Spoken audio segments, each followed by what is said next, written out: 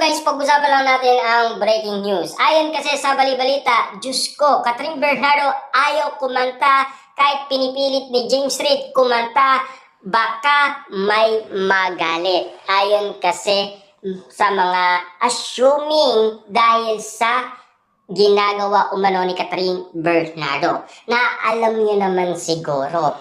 Ayon kasi sa mga netizens, baka daw nasa backstage lang si Mayor Mark Alcala. Ganon din kasi ang kuda ng iba't ibang mga netizens noong si Catherine Bernardo ay pumunta sa nasabing wax figure niya. Kaya nga naman kasi pinag-uusapan na baka nandoon din si Mayor Mark Alcala.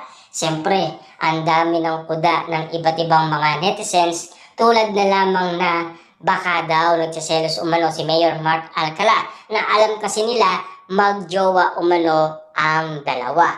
Pero may nakakita umano na tila katotohanan ang bulong-bulungan na galing umano kay Ogie Diaz na talagang magjowa ang dalawa.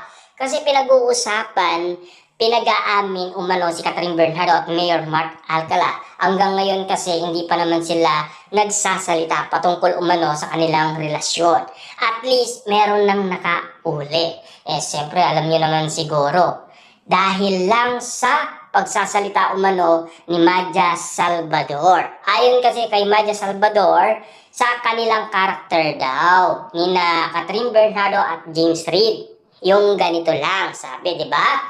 Kaya nga naman napapag-usapan na tila may nasaksihan ang iba't ibang mga netizens o ang mga matang lawin.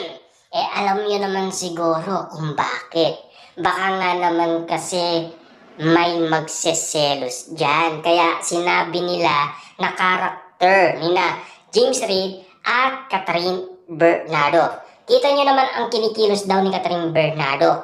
Nahihiya na. Hindi tulad dating kasama niya pa si Alden Richard. Na alam niyo naman siguro kung bakit ganun na lamang si Catherine Bernardo. Kasi meron na siyang jowang Mayor Mark Alcala. Siyempre nakakaiya naman bilang mayor ang kanyang kasintahan, di ba?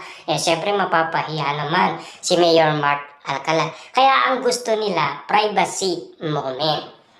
Kasi kung sakasakali man na ganito, siyempre kailangan tanggapin din ni Mayor Mark Alcala ang pinili niya.